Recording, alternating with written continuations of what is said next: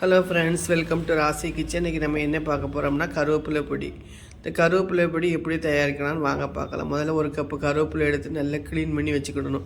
Clean பண்ணி கழுவி தண்ணியை வடிய வச்சுட்டு அடுப்பில் ஒரு கடாயை வச்சு முதல்ல வந்து கருவேப்பிலையை வறுக்கணும். அந்த கருவேப்பிலையை நல்லா வறுத்தும் போது அது நல்லா நம்ம கையில் எடுத்த உடனே ஒரு மாதிரி முறுன்னு சத்தம் கேட்க அந்த ஸ்டேஜ் வருது வரைக்கும் வறுக்கணும். லைட்டாக 2 உப்புகள் போட்டு வறுத்தா நல்லது.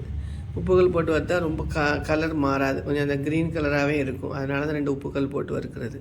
இப்படி போட்டு அந்த கலர் மாறுற வரைக்கும் வறுக்கணும். நம்ம கையில் பார்க்கும்போது அந்த முறுன்னு சத்த இந்த ஸ்டேஜ் வர்ற வரைக்கும் வறுக்கணும்.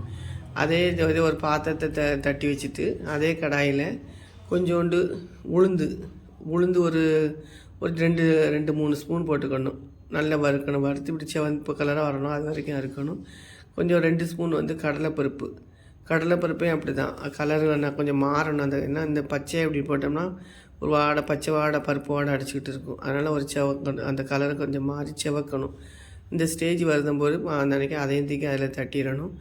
அதுக்கப்புறம் வந்து மிளகு 1 ஸ்பூன் போதும். ஏன்னா நம்ம வத்தல் போடுறதுனால மிளகு 1 ஸ்பூன் போதும். அப்புறம் கட்டி காயம் போட்டால் நல்லது. கட்டி காயம்னா ஒரு நல்ல வாசனையாக இருக்கும். காயத்தையும் மிளகையும் ஒன்றா போட்டு வறுத்தணும். அந்த காயம் வறுக்க இந்த மிளகு மாறும். அதோட 1 ஸ்பூன் சீரகம், அந்த 1 ஸ்பூன் சீரகத்தையும் போட்டு 3ஐயும் வறுத்து ஒன்றா எடுத்து தட்டிடணும்.